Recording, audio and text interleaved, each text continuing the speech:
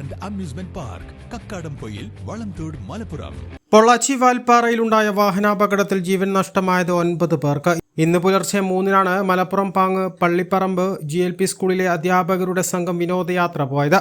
വൈകിട്ട് 5:30ഓടെയാണ് അപകടം സംഭവിച്ചത്. പ്രധാന അധ്യാപിക പുലാമന്തോൾ സ്വദേശിനി അജിത, അധ്യാപകരും പാങ്ങ് സ്വദേശികളുമായ റംല, സുഹറ, ആഷ, മജീദ്, ഭാര്യ റുക്കിയ, ആയ, സജിത, പാങ്ങ് UP സ്കൂളിലെ അധ്യാപിക ഷക്കീല, സുഹറയുടെ മകൻ ഹിഷാം എന്നിവരാണ് മരിച്ചത്.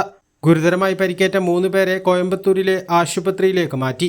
മരിച്ച സജിതയുടെ മകൻ ഷഹദിൻ, സ്കൂൾ ഡ്രൈവർ നൌഷാദ്, ട്രാവലർ ഡ്രൈവറായ മുഹമ്മദ് ഫാസിത്ത് എന്നിവരാണ് കോയമ്പത്തൂരിൽ ചികിത്സയിലുള്ളത്. 10 വയസ്സുള്ള മസ്നീൻ എന്ന പെൺകുട്ടിയെ പൊള്ളാച്ചിയിലെ ആശുപത്രിയിൽ ചികിത്സയിലാണ്.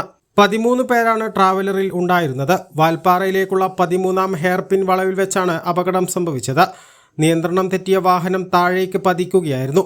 യാത്ര കഴിഞ്ഞ് മടങ്ങുമ്പോഴായിരുന്നു അപകടം സംഭവിച്ചത്. ട്രാവലർ പൂർണ്ണമായും തകർന്നു. മരിച്ചവരുടെ പോസ്റ്റ്മോർട്ടം നടപടികൾ പൊള്ളാച്ചിയിലെ ആശുപത്രിയിൽ ആരംഭിച്ചിട്ടുണ്ട്.